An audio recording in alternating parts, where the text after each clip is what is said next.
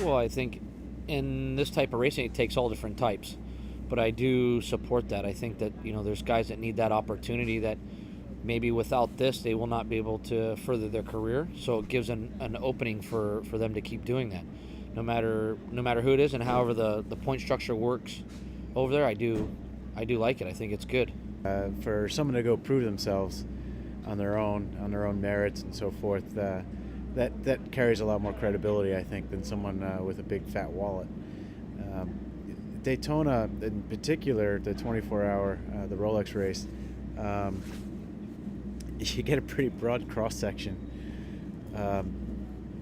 of talent pool, if you know what I mean. So you do have those guys that just have a big wad of money, and they plunk it down to go for a race on a weekend. So sometimes it's their first race, sometimes it's their only race of the year. So it takes some getting used to from a driver's standpoint when you're going for the win.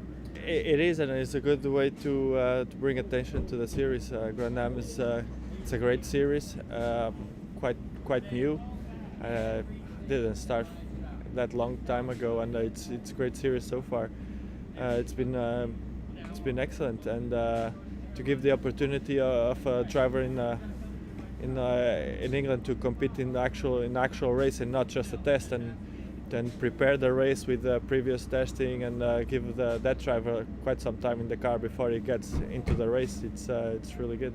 Well, definitely there should be more crossover, and what SUNOCO's done with the driver challenge I think is really great, because the toughest part for a car owner when he goes to put a driver in his car is to know that the driver is going to do it properly, and having the credentials that a fellow like Derek has earned to put himself on top of that list, bringing him over here to run this car, I think gives the owners a lot of confidence that he knows what he's doing. Well, there's a lot of things that are positive about the program, especially like when I look back when I was younger and coming up through racing.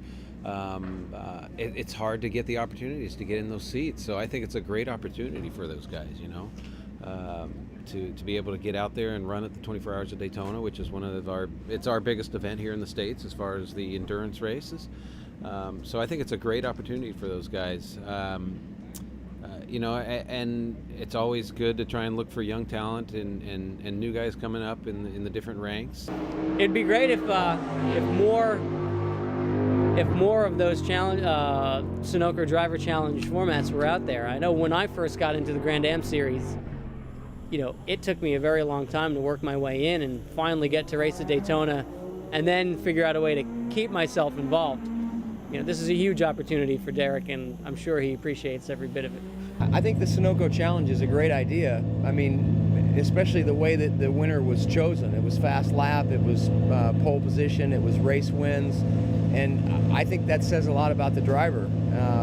You're going to get a good guy when you have a system set up like that, and to reward somebody for those accomplishments, in my book, is just a great reward. I mean, I wish they had something like that as I was coming up through the ranks, because a lot of times there's nothing. You can win a championship at the entry levels a lot of time and you don't get any reward.